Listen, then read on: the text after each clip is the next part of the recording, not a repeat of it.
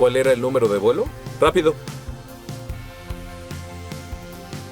¡Lo logramos! ¡Sí! ¡Qué bueno! Ahí vamos. Gracias. Necesito sus documentos. Sí.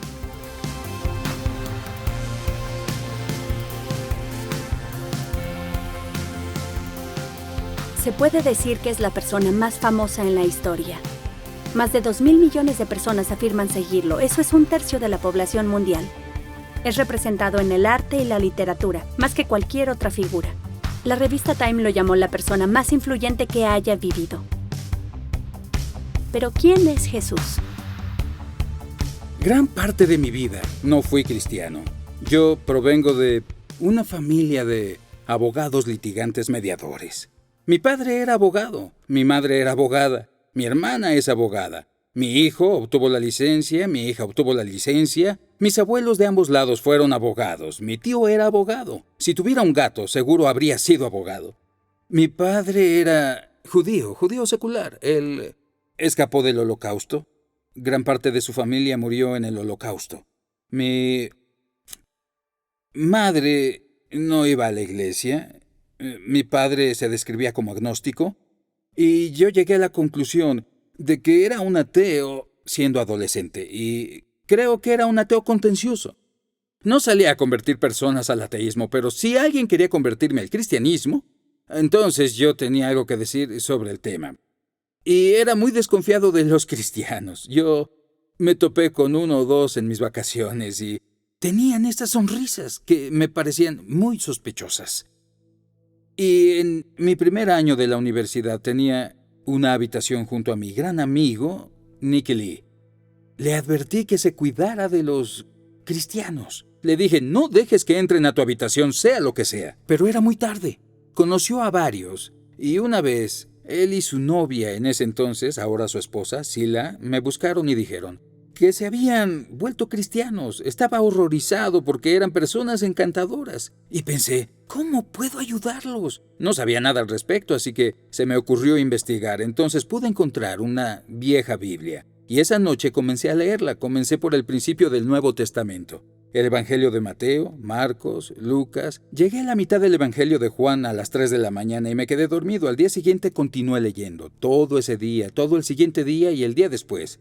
Era estudiante, entonces no tenía trabajo que hacer. Y cuando llegué al final del Nuevo Testamento, llegué a la conclusión de que era verdad. No puedes probar el cristianismo de forma matemática ni tampoco científica. La ciencia obviamente es importante, pero la ciencia contesta preguntas muy diferentes.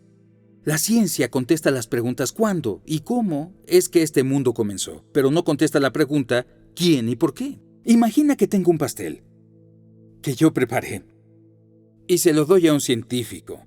El científico podría responder la pregunta ¿cómo se preparó? Tal vez pueda decirte cuándo se preparó, pero solo yo te puedo decir quién lo hizo y por qué lo hizo. Ya que solo el creador del pastel puede hacerlo, solo yo puedo decir yo hice el pastel. Y te puedo decir por qué hice el pastel. Y es lo mismo con este universo, solamente el creador puede revelar quién hizo este mundo y por qué lo hizo. Lo que afirma el cristianismo es que Él ya lo ha hecho. El Creador se ha revelado a sí mismo. Y se ha revelado a sí mismo en la persona de Jesús. Y la evidencia no es evidencia científica. Esa no es la única clase de evidencia, sino evidencia histórica. Cuando era abogado, dependíamos de ello. Confiábamos en la evidencia histórica que presentábamos ante un jurado. Es decir, cosas ocurridas en el pasado y que no estaban ahí. Cada vez que un jurado llega al veredicto, es un salto de fe, basado en evidencia. Yo mismo no podría ser cristiano si no creyese que existe evidencia, porque no podría dar un salto de fe a ciegas. Para mí, la fe en Jesús es un paso de fe basado en una gran evidencia histórica. ¿Por qué iniciar con Jesús? Se preguntarán. Yo no creía que hubiera un Dios. Pero al final llegué a creer en Dios a través de Jesús. Porque la resurrección de Jesús sugiere y afirma que este mundo tiene un creador, quien debe ser visto en relación y a través de un lente: Jesús. Se piensa que Jesús de Nazaret caminó por estas calles hace unos 2000 años. ¿Pero hay alguna evidencia de que en verdad existió? Bueno, en realidad hay bastante evidencia. Ningún historiador serio negaría que Jesús existió. Los historiadores romanos Tácito y Suetonio escribieron sobre Jesús. Asimismo, el historiador judío del primer siglo, Josefo, lo describió como Jesús, el hacedor de milagros, y luego continúa detallando su crucifixión y presunta resurrección. Así que hay evidencia de la existencia de Jesús fuera del Nuevo Testamento, pero la mayoría de la evidencia viene del Nuevo Testamento. Y alguien podría decir: bueno, el Nuevo Testamento fue escrito hace tanto tiempo ya, ¿cómo sabemos que fue redactado y no se ha alterado con los años? La respuesta es que sí sabemos, por una ciencia llamada crítica textual. La crítica textual examina el número de copias de textos antiguos que están disponibles en la actualidad e investiga el lapso de tiempo entre el documento original y la copia más antigua que existe. Básicamente, entre más manuscritos tengamos y entre más antiguos sean, de hecho existirá todavía menos duda sobre el original. Ahora, hay que comparar la Biblia con otros textos de la historia antigua, aquellos que son ampliamente usados en escuelas y universidades. Hablemos de los historiadores griegos Heródoto y Tucídides. Ambos escribieron en el siglo V a.C. Pero el texto más antiguo de esas escrituras que tenemos datan del 900 después de Cristo. Eso nos da un lapso de tiempo de 1300 años. Aún así, solo tenemos 8 copias del manuscrito para empezar. O hablemos del historiador romano Tácito. Hay un espacio de tiempo de 1000 años entre la redacción de su libro y nuestro primer manuscrito, y solo tenemos 20 copias. U otro clásico, las guerras de las Galias de César. 950 años entre la redacción del libro y nuestra primera copia del manuscrito, y aún así, solo tenemos 9 o 10 copias de estos manuscritos. De nuevo, con la famosa historia de Roma de Livio, hay un lapso de 900 años entre la redacción del libro y nuestro primer manuscrito, y solo tenemos 20 copias de este. Pero cuando se trata del Nuevo Testamento, es muy diferente. El Nuevo Testamento se escribió entre el 40 y 100 después de Cristo, y tenemos evidencia de manuscritos que de hecho pueden remontarse hasta el año 130 después de Cristo, y manuscritos completos del año 350 después de Cristo. También hay más de 5.300 manuscritos griegos, también 10.000 traducciones al latín, y contamos con otros 9.300. Entonces podemos estar bastante seguros de la precisión, la autenticidad y la integridad de las escrituras del Nuevo Testamento que se nos han transmitido hasta ahora. Lo más impresionante sobre la Biblia es que existe una distancia cronológica muy corta entre los eventos que se describen y entre nuestros primeros manuscritos. En muchos sentidos, los eruditos de Biblia están en una posición afortunada para poder revisar todos estos hechos y así averiguar que son mucho más confiables que algunas de las alternativas ya mencionadas. Y como erudito es más que un placer decir que yo confío en esto y lo tomo muy en serio. Es fundamental. El profesor F.J.A. Hort, uno de los grandes investigadores en el área de la crítica textual, concluyó que, por la variedad y abundancia de la evidencia en la que se sostiene, el texto del Nuevo Testamento se distingue absolutamente de lejos entre los escritos de prosa antiguos. Y ningún historiador secular discreparía con esa conclusión. Sabemos por la evidencia fuera y dentro del Nuevo Testamento que Jesús existió. Pero ¿quién era Él? Bueno, sabemos que era un ser humano, tenía un cuerpo humano, comía, bebía, sudaba, se cansaba, sufría dolor y tenía emociones humanas. Amor, alegría, tristeza y experiencias humanas. Tuvo la experiencia de crecer en una familia, de la educación, de tener un trabajo, de ser tentado y experimentó la pérdida, el sufrimiento, la tortura y hasta la muerte. Muchos en la actualidad dirían, bien, era un ser humano, pero solo un ser humano. Tal vez era un gran maestro religioso, pero no más que eso. Otros dirían, era mucho más que eso.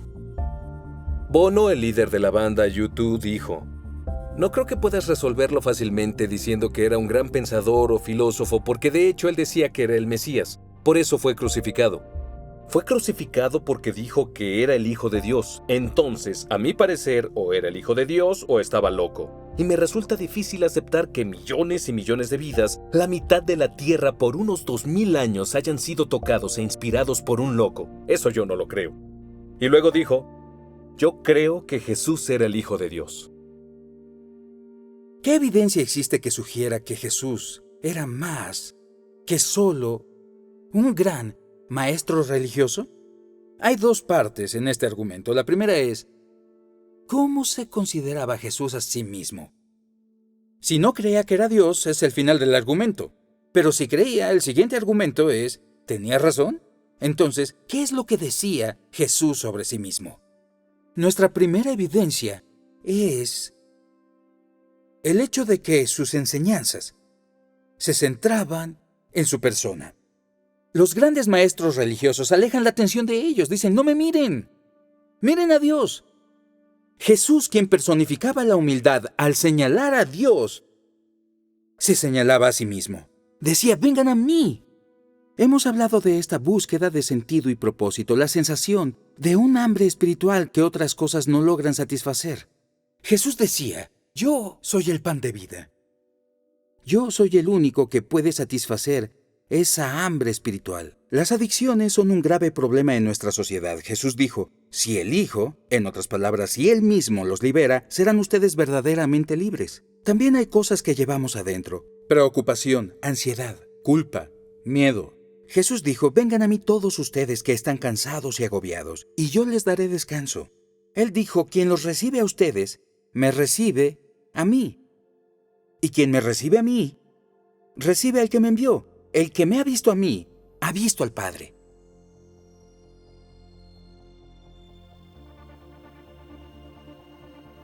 El perdón está en el corazón del mismo cristianismo. Jesús se presentó y dijo, sus pecados son perdonados. Si alguien peca contra ti, puedes perdonarlo, pero no puedes decirle a la gente, tus pecados son perdonados. Cuando Jesús dijo eso, los escribas dijeron, ¿quién puede perdonar los pecados si no es Dios? Pero Jesús afirmó que podía hacer eso. De hecho, Jesús dijo que había venido a dar su vida para que podamos ser perdonados. Una de las afirmaciones que Jesús hizo la encontramos en el Evangelio de Juan, capítulo 10, versículo 30. Jesús dijo, el Padre y yo somos uno.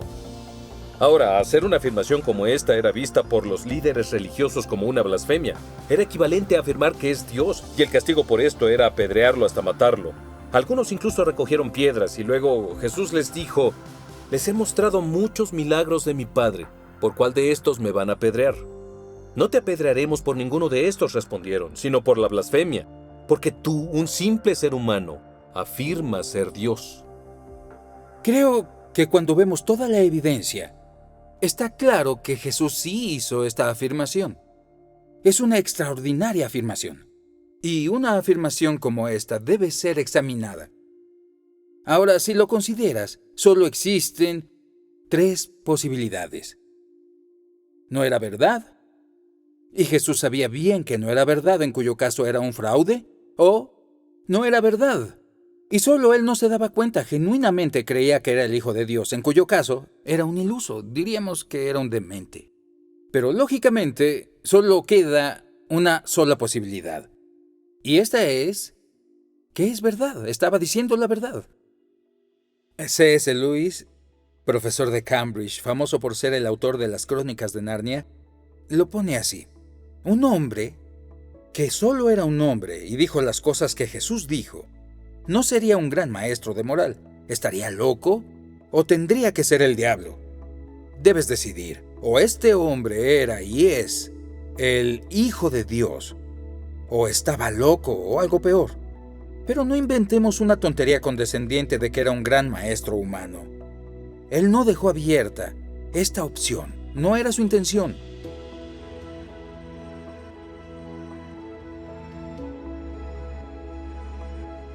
Jesús, y hay muchas versiones. A mí me gusta verlo como si existió realmente alguien revolucionario. Un ser humano que tal vez existió hace mucho tiempo. Es como un personaje, es como un Superman, básicamente. Es lo que yo siento. Voy a ser un poco emocional ahora, es la persona que le dio un poco de sentido a mi vida. Él quiso venir a demostrar que éramos alguien que valía la pena, la humanidad. Es quien yo creo que es Jesús. El Hijo de Dios. Jesús es un hippie. Es un hippie de hace muchos años. El Hijo de Dios. No sé, un supuesto hombre. El todo, el que nos hizo, el creador. Una persona que vivió hace muchos años y que fundó una religión que causó un gran impacto, una revolución social y cultural en el mundo.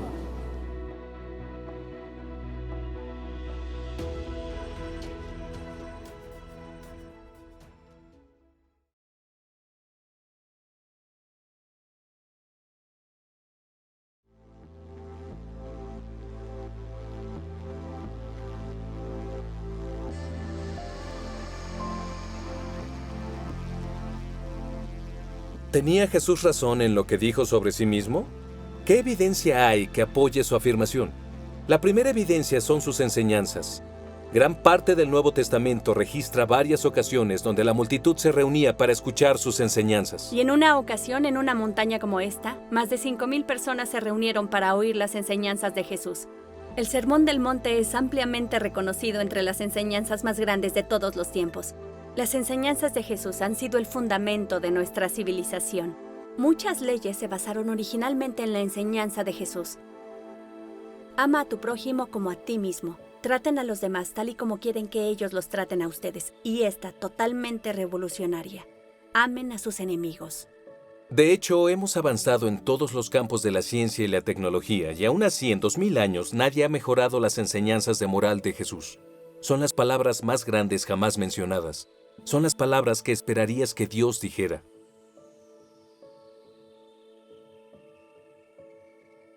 Otra cosa que marcó la vida de Jesús fue su amor por los marginados. Alimentó hambrientos, sanó enfermos. Su carácter ha impresionado a millones que no se consideran cristianos. La revista Time lo nombró el símbolo más representativo de pureza, abnegación y amor en la historia de la humanidad en el Occidente. Era una persona de quien ni sus enemigos encontraban falla, y sus amigos decían que no tenía pecado. Se dice que nuestro carácter se pone a prueba cuando estamos presionados o sufriendo. Y cuando Jesús estaba siendo torturado, dijo: Padre, perdónalos, porque no saben lo que hacen. Otra evidencia es el cumplimiento de las profecías del Antiguo Testamento. Nadie más en la historia ha tenido toda una colección de libros escritos de él antes de que naciera. Jesús cumplió más de 300 profecías del Antiguo Testamento y 29 de ellas en un solo día. Claro, se podría sugerir que era un estafador muy listo que lo hizo deliberadamente para engañar. Leyó todas las profecías y dijo: bien, voy a examinarlas y cumplirlas todas en mi vida. La dificultad con esa teoría es el gran número de estas profecías. Y el hecho de que, humanamente hablando, no tenía control de muchas de estas cosas. Había profecías sobre la forma de su muerte, el lugar de su sepultura, el lugar de su nacimiento. Un estafador astuto diría: supuestamente debería haber nacido en Belén. Es muy tarde. Ahora, nuestra última evidencia. Él conquistó la muerte. La resurrección física de Jesús es la piedra angular del cristianismo. Y esto es relevante para todos nosotros porque vamos a morir. Es un hecho definitivo. Morimos todos. ¿Vas a un funeral? El ataúd es sepultado en la tierra. Eso parece como algo definitivo. Y lo es. A menos de que Jesús muriera, fuera sepultado y luego volviera a la vida. En cuyo caso, la muerte ha sido conquistada. ¿Pero esto es solo una ilusión?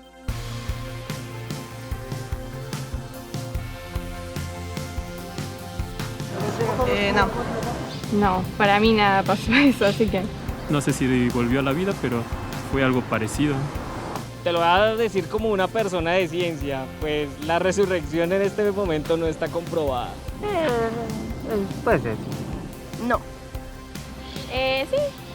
Eso es como que siempre lo pienso y también lo he debatido y es raro. Para mí toda la historia es rara. Sí, claro. Sí, pues a ver, si tanta gente da fe y testimonia eso, pues sí. La resurrección creo que es más simbólica que real. De creer creo. Sí, creo. ¿Resucitó? Claro que sí. No es una pregunta que me hago así, o sea, no tengo una respuesta clara si sí o si no. Existen 4 evidencias para la resurrección. La primera es su ausencia en la tumba. Nadie ha podido explicar de forma satisfactoria cómo es que el cuerpo de Jesús no se encontraba en la tumba el primer día de Pascua.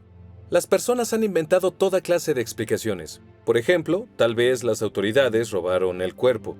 En ese caso, ¿por qué no lo presentaron cuando las personas empezaron a decir que había resucitado? O tal vez ladrones robaron el cuerpo. Pero cuando los discípulos oyeron que Jesús fue visto, corrieron a la tumba y descubrieron que la tumba no estaba vacía.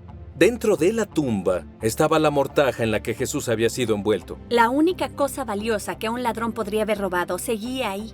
La mortaja se encontraba como el capullo de una oruga cuando la mariposa sale. Y la parte que envolvía la cabeza de Jesús había sido doblada y estaba en un lugar diferente. Cuando vieron eso, ellos creyeron. La segunda fue su presencia con los discípulos. Jesús fue visto en más de 11 ocasiones, en una ocasión por un grupo de unas 500 personas. Algunos dicen podría haber sido una alucinación. Las alucinaciones pasan entre personas muy inquietas, muy sensibles, muy imaginativas, o personas enfermas o drogadas. Pero los discípulos no entraban en esas categorías.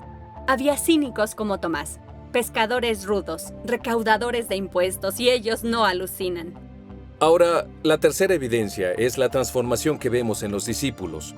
Este era un grupo humano desilusionado y desesperanzado porque su líder había muerto, y de pronto los vemos transformados. Empezaron a decir: hemos visto a Jesús, Él está vivo. Salieron a decirle a todo el mundo.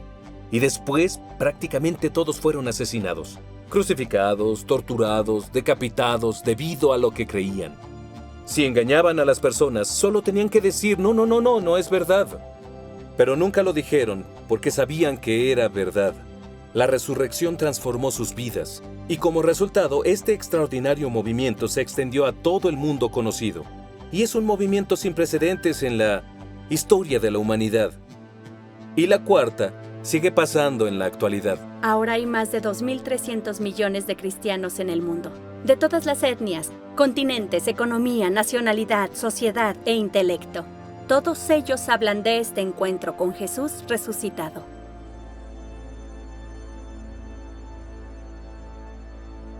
¿Qué debemos pensar de Jesús? Me parece muy claro que Jesús realmente afirmó ser un hombre cuya identidad era Dios. Y cuando revisamos la evidencia de sus enseñanzas, su vida, su carácter, el cumplimiento de las profecías y su resurrección, decir que estaba loco o era un fraude me parece absurdo, ilógico, de hecho, impensable. Por otro lado, tenemos la evidencia más sólida que existe de que lo que Jesús dijo sobre sí mismo era verdad. Y cuando yo miré la evidencia, cuando leí el Nuevo Testamento, llegué a la conclusión de que era verdad.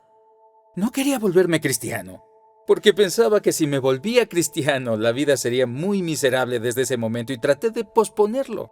Pensé, seré cristiano cuando esté en mi lecho de muerte. Luego me di cuenta que eso no sería intelectualmente honesto. Entonces, a regañadientes, fue que dije, de acuerdo, sí. Y en ese momento, todavía puedo recordar ese momento con claridad. Bajó de aquí, de mi cabeza, convencido de que era verdad. Aquí a mi corazón, tuve la experiencia de una relación hermosa con Jesús. Y encontré lo que, en retrospectiva, inconscientemente había estado buscando siempre. Algo que pudiera darle el máximo sentido y propósito a mi vida, y este era el último lugar en la tierra donde esperaba encontrarlo.